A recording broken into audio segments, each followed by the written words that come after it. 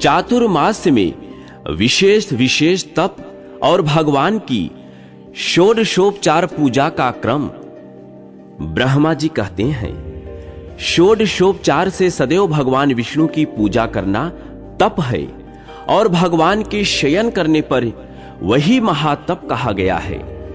इसी प्रकार सदा पंच यज्ञों का अनुष्ठान भी तप है, परंतु चातुर्मास्य में श्री हरि को निवेदन करने पर भी वही महाताप हो जाता है। ऋतुकाल में स्त्री के साथ संबंध करना गृहस्थ के लिए सदा ही तप माना गया है, किंतु वही चातुर्मास में श्री हरि की प्रीति के लिए किया जाए तो महातप है, महाताप है। सदा सत्य बोलना तप है। यह भूतल पर निवास करने वाले प्राणियों के लिए दुर्लभ तप कहा गया है। देवेश्वर श्री हरि के शयन करने पर यह सत्य भाषण रूपी तपस्या करने वाला मनुष्य अनंत फल का भागी हो जाता है। अहिंसा आदि गुणों का पालन करना सदा ही तप है, किंतु चातुर्मास में वैर भाव का परित्याग करके उसका पालन किया जाए तो वह महातप कहा गया है। पंचायतन पूजा महातप है। मनुष्य चातुर्मास में श्री हरि की प्रीति के लिए इस महातप का विशेष रूप से अनुष्ठान करे। सभी पर्वों के अवसर पर सदा दान देना चाहिए, यह तप है। परंतु चातुर्मास में विशेष रूप से उसका पालन करने पर वह दान अनंत हो जाता है। चौमासे में 2 प्रकार का शौच ग्रहण करना चाहिए, एक बाह्य शौच और दूसरा आंतरिक शौच। जल से नहाना धोना बाह्य शौच कहलाता है और श्रद्धा से अंतःकरण को शुद्ध करना आंतरिक शौच है। इंद्रियों का निग्रह करना चाहिए, यह तपस्या का उत्तम लक्षण है, किंतु चातुर्मास में इंद्रियों की चंचलता दूर हो तो वह महातप कहा गया है। इंद्रिय रूपी घोड़ों को काबू में रखकर मनुष्य सदा सुख पा जाता है। वह इंद्रिय रूपी अश्व जब कुमार्ग से चलने लगते हैं तब जीव को नरक में गिराते हैं। यह काम महान शत्रु है। इस एक को ही दृढ़ता पूर्वक जीते। जिन महात्माओं ने काम को जीत लिया है उन्होंने संपूर्ण जगत पर विजय पा ली है। काम और संकल्प पर विजय पा लेना ही तपस्या का मूल है। वही सबसे उत्तम ज्ञान है जिसके द्वारा काम को जीत लिया जाए। लोभ सदा त्याग देने योग्य है, क्योंकि लोभ में पाप की स्थिति है। लोभ को जीत लेना ही तप है। चातुर्मास में इसका विशेष महत्व है। मोह का अर्थ है अविवेक, वह सदा त्याग देने योग्य है। जो मोह से रहित वह ज्ञानी है। मनुष्यों के शरीर में रहने वाला मद ही महान शत्रु है। यों तो सदा ही, किंतु चातुर्मास में विशेष रूप से उसका निग्रह करना चाहिए। मान बड़ा भयंकर शत्रु है। वह सब प्राणियों के भीतर निवास करता है। उसे क्षमा द्वारा जीतना चाहिए। चातुर्मास में उसे जीतना अधिक गुणकारी होता है। मात्सर्य ईर्ष्या भी महान पातक का कारण है। अतः विद्वान पुरुष चातुर्मास में उसको जीत ले। जिसने उसे जीत लिया उसने तीनों लोकों को जीत लिया। अहंकार के वशीभूत हुए अजितेंद्रिय मुनि धर्म मार्ग को छोड़कर कुमार्ग के कर्म करने लगते हैं। अतः अहंकार का परित्याग करके मनुष्य सदैव सुख ही पा जाता है। विशेषतः चातुर्मास में अहंकार के त्याग का महान फल है। यह तपस्या का मूल है। जो मनुष्य विष्णु के शयन काल में प्रतिदिन एक समय भोजन करता है उसे द्वादशाह यज्ञ का फल अपने आप मिल जाता है। जो मनुष्य चातुर्मास में प्रतिमास नित्य चांद्रायण व्रत करता है उसके पुण्य का वर्णन कौन कर सकता है। जो भगवान विष्णु के शयन काल में कृच्छु व्रत का सेवन करता है वह पाप राशि का नाश करके वैकुंठ में भगवान का पार्षद होता है। जो चातुर्मास में केवल दूध पीकर रहता है उसके सहस्त्रों पाप तत्काल विलीन हो जाते हैं। यदि धीर पुरुष चौमासे में नित्य परिमित अन्न का भोजन करता है तो वह सब पातकों का नाश करके वैकुंठ धाम में चला जाता है। चौमासे में एक अन्न का भोजन करने वाला मनुष्य रोगी नहीं होता। जो क्षार लवण का सेवन करने वाला नहीं है उसमें पाप का अभाव हो जाता है। चौमासे में भगवान विष्णु की प्रसन्नता के लिए फलाहार करने वाला मनुष्य बड़े बड़े पापों से मुक्त हो जाता है। जो कंदमूल का आहार करता है वह अपने साथ पूर्वजों को भी घोर नरक से उद्धार करके भगवान विष्णु के लोक में चला जाता है। जो प्रतिदिन चौमासे में केवल जल पीकर रहता है उसे रोज रोज अश्वमेध यज्ञ का फल प्राप्त होता है। जो मनुष्य चौमासे में श्री हरि की प्रीति के लिए शीत और वर्षा सहन करता है उस पर प्रसन्न होकर भगवान जगन्नाथ उसे अपने आप को ही दे डालते हैं। जो मन ही मन भगवान नारायण का चिंतन करके इस परम पवित्र और पाप की शुद्ध के लिए हेतुभूत पुराण को सुनता अथवा पढ़ता है वह मरकर मोक्ष को प्राप्त कर लेता है। नारद जी ने पूछा, प्रजापति 16 उपचारों से किस प्रकार भगवान की पूजा की जाती है? ब्रह्मा जी ने कहा, वेदों और शास्त्रों के विधान के अनुसार भगवान विष्णु की भक्ति दृढ़ करनी चाहिए। यह सब कुछ दिखाई देता है। सबका मूल वेद है और वेद सनातन भगवान विष्णु का स्वरूप है। वेदों के आधार हैं ब्राह्मण तथा ब्राह्मणों के देवता अग्नि हैं। अग्नि में आहुति डालने वाला ब्राह्मण यज्ञ में सदा भगवान श्री हरि का यजन करता है तथा श्री विष्णु की पूजा में निरंतर संलग्न रहता है। संपूर्ण जगत को धारण करता है। भगवान नारायण का स्मरण और ध्यान क्लेश, दुख आदि का नाश करने वाला है। चातुर्मास में भगवान श्री हरि जल में विशेष रूप से व्याप्त रहते हैं। जल से अन्न पैदा होता है जिससे जगत की तृप्ति होती है। वह अन्न भगवान विष्णु के शरीर के अंश से ही उत्पन्न होता है। अन्न को ब्रह्म कहते हैं। वह अन्न आवाहन पूर्वक भगवान विष्णु को समर्पण करके मनुष्य पुनर्जन्म, वृद्धता और क्लेश के संस्कारों से तिरस्कृत नहीं होता। सहस्त्र शीर्षा पुरुष इत्यादि जो 16 ऋचाओं वाला यजुर्वेद का महासूक्त है वह सर्वोत्कृष्ट नारायणमय है। उसके पाठ मात्र से ही ब्रह्म हत्या दूर हो जाती है। ब्राह्मण को उचित है कि वह पहले स्मृतियों में बताई हुई विधि के अनुसार अपने शरीर में उक्त 16 सूक्तों का न्यास करे।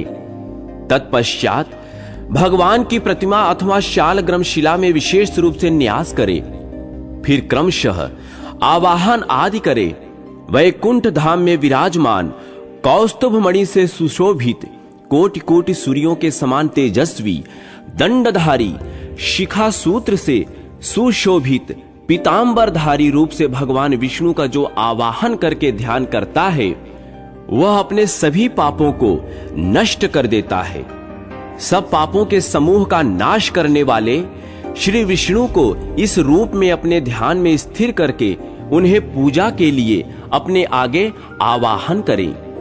पुरुष सूक्त की प्रथम ऋचा सहस्त्र शीर्षा पुरुष इत्यादि मंत्र के आदि में ओमकार जोड़कर उसका उच्चारण करे और उसी के द्वारा भगवान का आवाहन करे।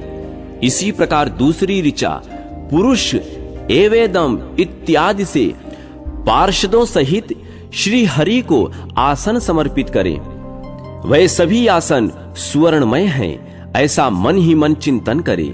भक्ति योग से चिंतन करने पर वह परिपूर्ण हो जाता है। फिर तीसरी ऋचा से पाद्य समर्पण करे और उसमें गंगा जी का स्मरण करे। उसके बाद सरिताओं तथा सातों समुद्रों के जल से जगदीश भगवान विष्णु को अर्घ दें। सरिताओं और सागरों का चिंतन मात्र करना चाहिए। चौथी ऋचा से अर्घ दान करना उचित है। इसके बाद श्री हरि को अमृत से आचमन करावें। 3 आचमन से ब्राह्मण की शुद्धि बताई गई है। आचमन का जल स्वच्छ एवं फेन और बदबुद्धि से रहित होना चाहिए। ब्राह्मण इतने जल से आचमन करे कि वह उसके हृदय तक पहुंच जाए। क्षत्रिय कंठ तक जाने लायक जल से आचमन करे और वैश्य तालु तक पहुंचने लायक जल से आचमन करे। स्त्री और शूद्र एक बार जल का स्पर्श मात्र करने से ही शुद्ध हो जाते हैं। पांचवी ऋचा के द्वारा भक्ति युक्त चित्त से आचमन करना चाहिए। भगवान ऋषिकेश भक्ति से ग्रहण करने योग्य हैं। भक्ति से वे अपने आप को भी समर्पित कर देते हैं। तत्पश्चात सुगंधित पदार्थों द्वारा सुवासित और सभी औषधियों से युक्त सुवर्णमय कलशों में रखे हुए जल से भगवान को स्नान करावें। श्रद्धा पूर्वक मन से भावना द्वारा लाए हुए तीर्थ जल से स्नान कराना चाहिए। श्रद्धा के बिना दी हुई रत्नों की राशि भी निष्फल हो जाती है और श्रद्धा से दिया हुआ जल भी अक्षय फल देने वाला हो जाता है। छठी ऋचा से स्नान कराकर पुनः आचमन करना चाहिए। सातवीं ऋचा से भगवान विष्णु के लिए वस्त्र देना चाहिए। आठवीं से यज्ञोपवीत समर्पित करें। नवीं ऋचा से यज्ञ मूर्ति श्री हरि के अंगों पर उत्तम चंदन का लेप करना चाहिए। जिसने सुंदर यक्ष कर्म के द्वारा जगत गुरु भगवान विष्णु के अंगों में लेप किया है, उसने अपने सुयश से इस संसार को आच्छादित एवं तृप्त किया है। चंदन देने वाला मनुष्य संसार में अपने तेज से भगवान सूर्य के समान होकर देव भाव को प्राप्त हो जाता है और ब्रह्मादि देवताओं के लोक में आनंद का अनुभव करता है। जो मनुष्य चातुर्मास में भगवान विष्णु को चंदन के आलेप से सुंदर रूप में देखते हैं, वह कभी यमपुरी नहीं जाते। 10वीं ऋचा से भक्ति पूर्वक पुष्प चढ़ाकर भगवान की पूजा करें। पुष्पों से पूजित हुए भगवान विष्णु को यदि दूसरे लोग भी प्रणाम करते हैं तो उन्हें भी अक्षय लोक प्राप्त होते हैं। 11वीं ऋचा से श्री हरि को धूप दान करना चाहिए। उत्तम गंध से युक्त दिव्य वनस्पति का रस तथा अतिशय सुगंधित एवं धूप संपूर्ण देवताओं के सूंघने योग्य है। भगवान आप इसे ग्रहण करें। इस मंत्र का उच्चारण करके भगवान को अगुर का धूप निवेदन करें। चातुर्मास में इसका महान फल है। कपूर, चंदन दल, मिश्री, मधु और जटामासी से युक्त धूप श्री हरि के शयन काल में निवेदन करना चाहिए। देवता सूंघने से ही प्रसन्न हो जाते हैं। अतः धूप उनकी घ्रोणेन्द्रियों को तृप्त करने का शुभ साधन है। मुक्ति की इच्छा रखने वाले पुरुषों को 12वीं ऋचा से दीपदान करना चाहिए। जो चातुर्मास में भगवान विष्णु के आगे दीपदान करता है, उसकी पाप राशि पल भर में जलकर भस्म हो जाती है। दीपदान के अनंतर मोक्ष पद में स्थित भक्ति युक्त पुरुषों को 13वीं ऋचा के द्वारा भगवान को अन्नमय नैवेद्य निवेदन करना चाहिए। अन्नदान के अनंतर भगवान को पुनः आचमन कराना चाहिए। तत्पश्चात 14वीं ऋचा से सब पापों का नाश कराने वाली आरती उतारें और भगवान को नमस्कार करें।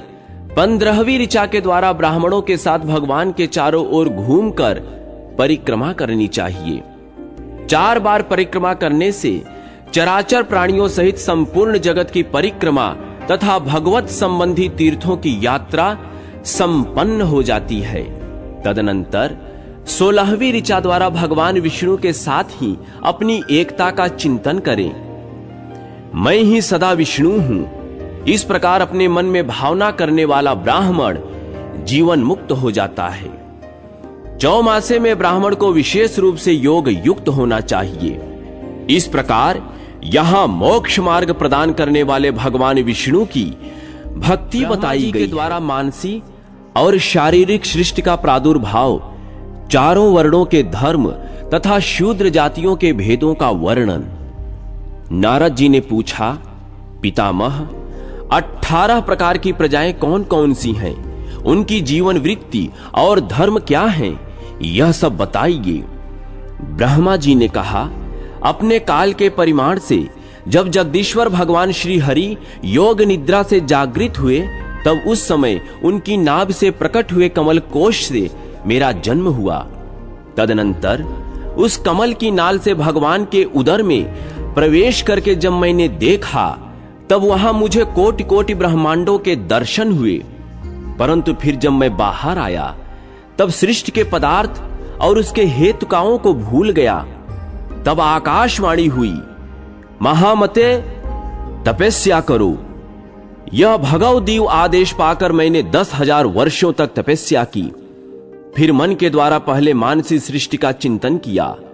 उससे मरीच आदि मुनीश्वर ब्राह्मण प्रकट हुए। नारद, उन्हीं में सबसे छोटे होकर तुम उत्पन्न हुए। तुम ज्ञानी एवं वेदांत के पारंगत पंडित हुए। वह सब मुनि कर्मनिष्ठ हो सदा सृष्टि के विस्तार के लिए उद्योग करने लगे। परंतु तुम अन्यन्य भाव से भगवान विष्णु के भक्त हो गए। एकांतः ब्रह्म चित्त परायण, ममता और अहंकार से शून्य हो गए। तुम ही मेरे मानस पुत्र हो। मानसी सृष्टि के पश्चात मैंने देहजा सृष्टि की रचना की। मेरे मुख से ब्राह्मण, भुजाओं से क्षत्रिय, दोनों उर्वों से वैश्य और चरणों से शूद्र उत्पन्न हुए। अनुलोम और विलोम कर्म से शूद्र से नीचे नीचे सब मेरे चरणातलों से ही प्रकट हुए हैं। वह सब प्रकृतियां, प्रजाजन मेरे शरीर के अवयव विशेष से उत्पन्न हुए हैं। नारद, मैं तुमसे उनके नाम बताता हूं, सुनो। ब्राह्मण, क्षत्रिय और वैश्य ये तीन ही द्विज हैं। वेद, तपस्या, पठन, यज्ञ और दान ये सब इनके कर्म हैं। द्विजों को पढ़ाने और थोड़ा सा प्रतिग्रह लेने से ब्राह्मणों की जीविका चलती है। यद्यपि ब्राह्मण तपस्या के प्रभाव से दान ग्रहण करने में समर्थ हैं, तथापि वह प्रतिग्रह न स्वीकार करें, क्योंकि उसे अपने तपोबल की रक्षा सदा करनी चाहिए। वेद पाठ, विष्णु पूजन, ब्रह्म ध्यान, लोभ का अभाव, क्रोध न होना, ममता शून्यता, क्षमासारता, आर्यता, श्रेष्ठ आचार्य का पालन, सत्कर्म परायणता, दान रूपी कर्म तथा सत्य भाषण आदि सद्गुणों से जो सदा विभूषित होता है, वह ब्राह्मण कहलाता है। क्षत्रिय को तपस्या, यज्ञ, दान, वेद पाठ और ब्राह्मण भक्ति ये सब कर्म करने चाहिए। शास्त्रों से इनकी जीविका नहीं चलती है, शस्त्रों से इनकी जीविका चलती है। स्त्री, बालक, गौ, ब्राह्मण और भूमि की रक्षा के लिए, स्वामी पर आए हुए संकट को टालने के लिए, शरण में आए हुए की रक्षा करने के लिए तथा पीड़ितों की आर्त पुकार सुनकर उन सब का संकट दूर करने के लिए जो सदा तत्पर रहते हैं, वे ही क्षत्रिय हैं। वैश्य धन बढ़ाने वाला, पशुओं का पालक, कृषि कर्म करने वाला, रस आदि का विक्रेता तथा देवताओं और ब्राह्मणों का पूजक होता है। वह सूद लेकर धन की उत्पत्ति करे, यज्ञ आदि कर्मों का अनुष्ठान करता रहे, दान और स्वाध्याय भी करे। ये सब वैश्य के कर्म बताए गए हैं। शूद्र भी प्रातः काल उठकर भगवान का चरण वंदन करके विष्णु भक्तिमय श्लोकों का पाठ करते हुए भगवान विष्णु के स्वरूप को प्राप्त हो जाता है। जो वर्ष में आने वाले सभी व्रतों का तिथि तथा वार के अधिदेवता की प्रसन्नता के लिए पालन करता है और जो सब जीवों को अन्नदान करता है, वह शूद्र गृहस्थ श्रेष्ठ माना गया है। वह वेद मंत्रों के उच्चारण के बिना ही इस लोक में सब कर्म करते हुए मुक्त हो जाता है। चातुर्मास का व्रत करने वाला शूद्र श्री हरि के स्वरूप को प्राप्त कर लेता है। महामुनि, सभी वर्णों, आश्रमों और जातियों के लिए भगवान विष्णु की भक्ति सबसे उत्तम मानी गई है।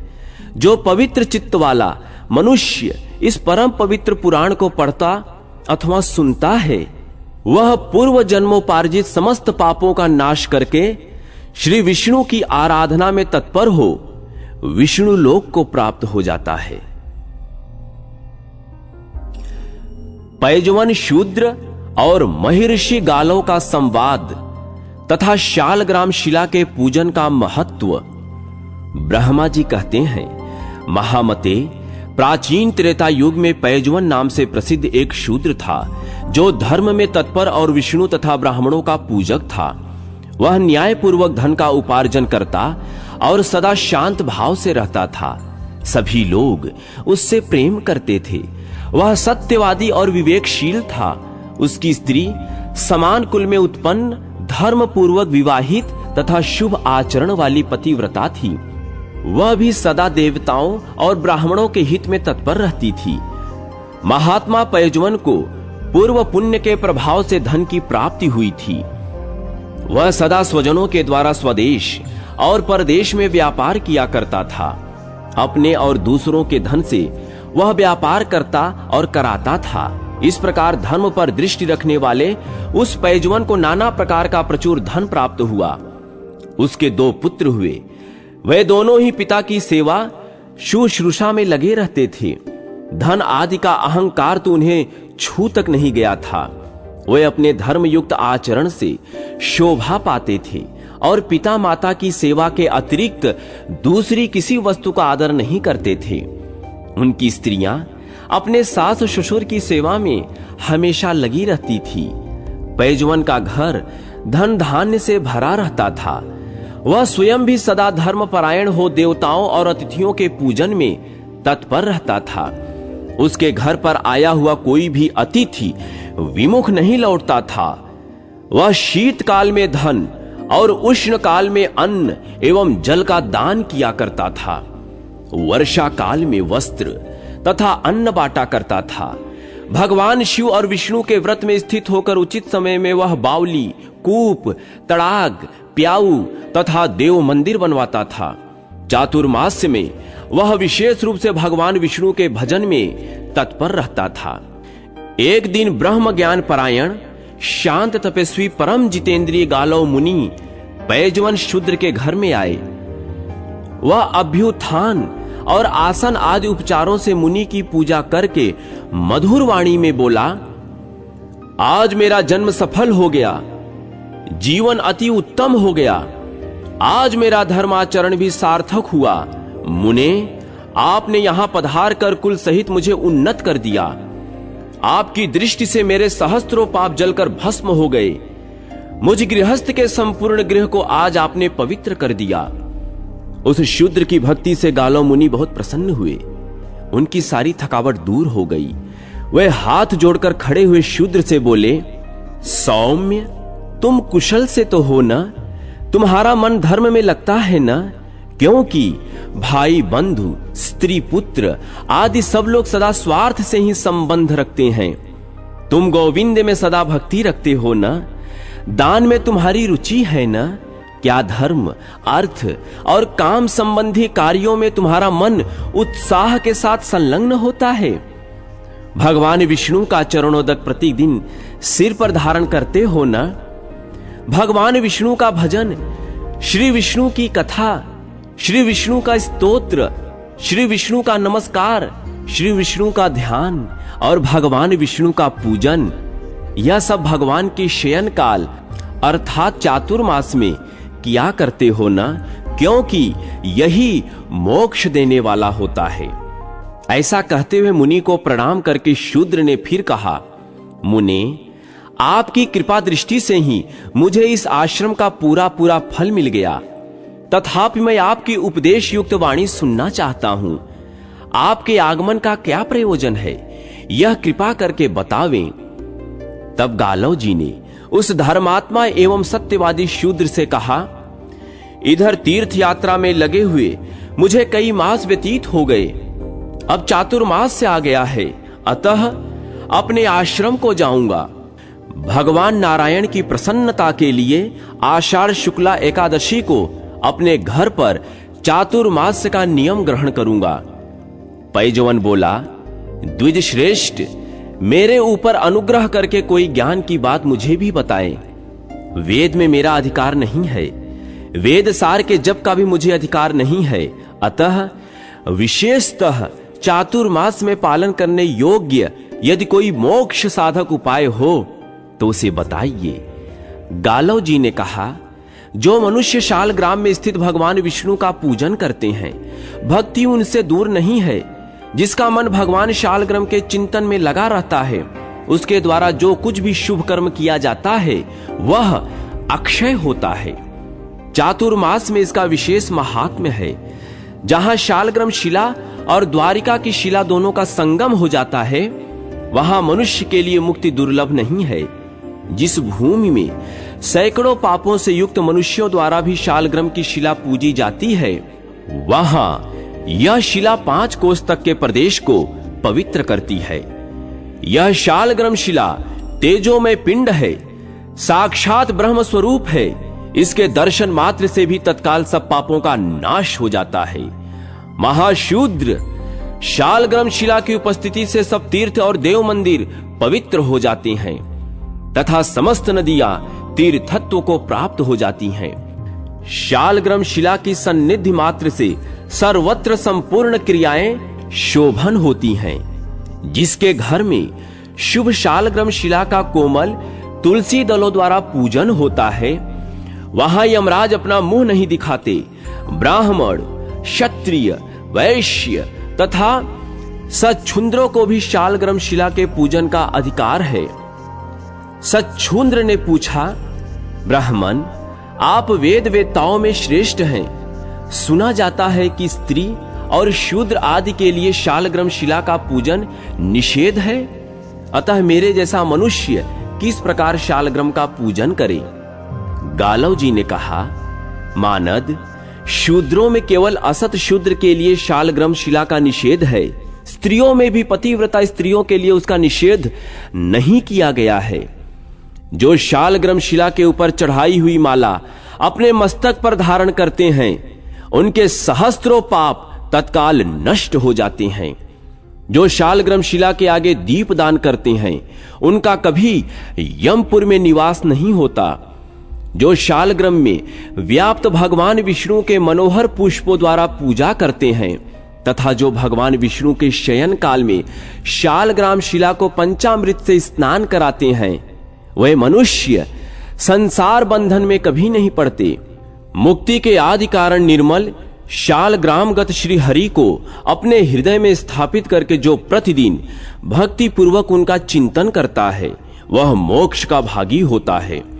जो सब समय में विशेषतः चातुर्मास काल में भगवान शालग्राम के ऊपर तुलसी दल की माला चढ़ाता है, वह संपूर्ण कामनाओं को प्राप्त कर लेता है। तुलसी देवी भगवान विष्णु को सदा प्रिय है। शालग्राम महाविष्णु के स्वरूप हैं और तुलसी देवी साक्षात लक्ष्मी हैं। इसलिए चंदन चर्चित सुगंधित जल से तुलसी मंजरी सहित शालग्राम शिला रूप श्री हरि को नहलाकर जो तुलसी की मंजरियों से उनका पूजन करता है, वह संपूर्ण कामनाओं को पा जाता है।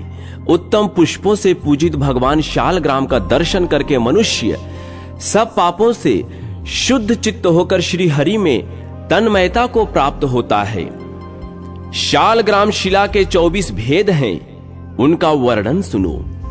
पहले केशव हैं, उनकी पूजा करनी चाहिए।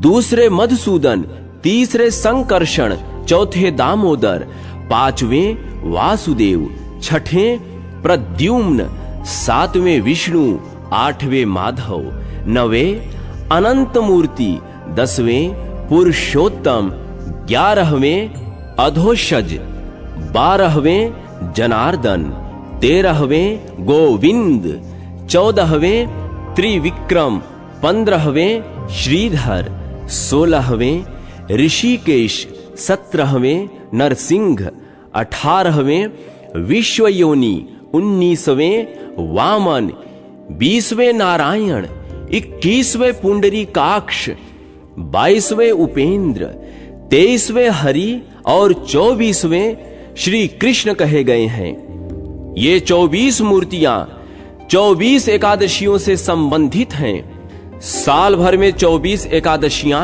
और ये 24 मूर्तियां पूजी जाती हैं। इनकी नित्य पूजा करने वाला मनुष्य भक्तिमान हो जाता है।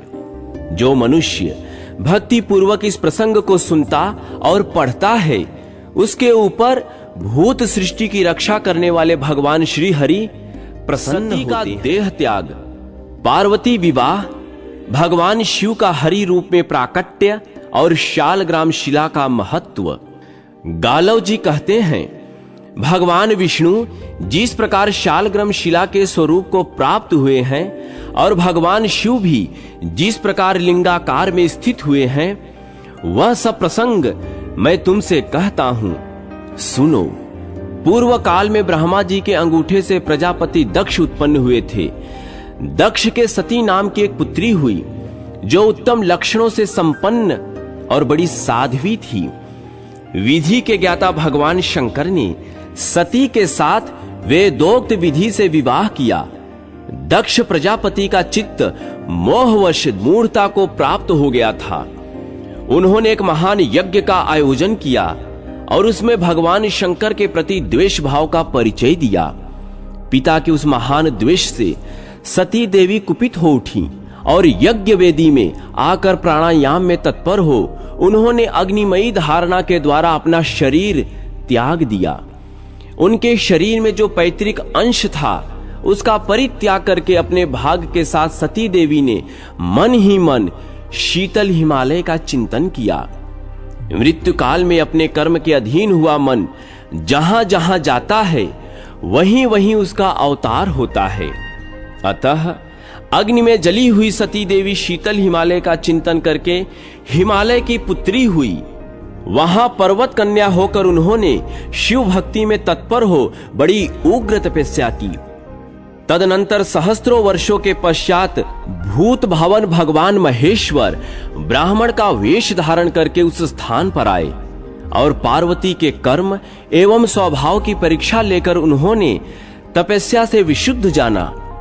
तत्पश्चात दिव्य शरीर धारण करके भगवान शिव ने पार्वती का हाथ पकड़ लिया और कहा, देवी तुमने तपस्या से मुझे जीत लिया, बोलो तुम्हारा कौन सा प्रिय कार्य करूं। तब पार्वती ने महेश्वर से कहा, आप मुझे अंगीकार करने में मेरे पिता को निमित्त बनाइए। उनके इस प्रकार कहने पर भगवान शंकर ने सप्त ऋषियों को हिमालय के पास भेजा। सप्त ऋषियों ने हिमालय के पास जाकर लग्न का समय बतलाया और महादेव जी से यह समाचार कहकर वे अपने स्थान को चले गए। तदनंतर लग्न के दिन इंद्र आदि सब देवता ब्रह्मा, विष्णु और अग्नि को आगे करके आए और वर वेश में भगवान शंकर का दर्शन करके बड़े प्रसन्न हुए। हिमवान ने दुल्हा वेश में भगवान शंकर का दर्शन करके अपने आप को कृतार्थ माना और प्रसन्नता पूर्वक मधुपर्क आदि शुभ उपचारों से उनका पूजन किया। तत्पश्चात वेदोक्त विधि से उस गुणवती कन्या को हिमवान ने भगवान शिव को सौंप दिया। उसके बाद भगवान शिव ने अग्नि की परिक्रमा की और जब उनसे गोत्र आदि पूछा गया तब वे लज्जित से हो गए। तत्पश्चात ब्रह्मा जी के कथानुसार विवाह की शेष विधि पूरी की गई। जो यज्ञ में चरु ग्रहण करते समय अपने 5 मुख प्रकाशित करने वाले हैं, वे ही भगवान महेश्वर गिरिराज नंदिनी के लिए सुंदर रूप और वेशभूषा से संपन्न वर बने हुए विराजमान थे। पार्वती ने भगवान शंकर को ही अपना प्राण वल्लभ स्वीकार किया। विवाह के पश्चात दहेज देकर हिमालय ने शिव जी को विदा किया। वहां से भगवान शिव मंदराचल पर्वत पर आए। वहां विश्वकर्मा ने उनके लिए क्षण भर में मणिमय भवन का निर्माण किया। वह मंदिर देवाधिदेव भगवान शिव की इच्छा के अनुसार बढ़ने वाला था।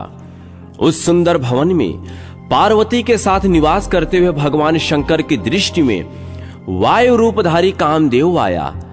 कामदेव ने शिव जी को देखकर इस प्रकार स्तवन किया, वृषभ ध्वज आपको नमस्कार है, आप सर्वस्व रूप हैं, आपको नमस्कार है, आप गणों के स्वामी हैं, आपको नमस्कार है। हे नाथ मेरी रक्षा कीजिए। प्रभो आपके इस चराचर जगत में कोई ऐसी वस्तु नहीं दिखाई देती जो आपसे रहित हो। आप ही रक्षक, आप ही सृष्टि करने वाले तथा आप ही समस्त संसार का संहार करने वाले हैं। महादेव मुझ पर कृपा कीजिए और मुझे देह दान दीजिए।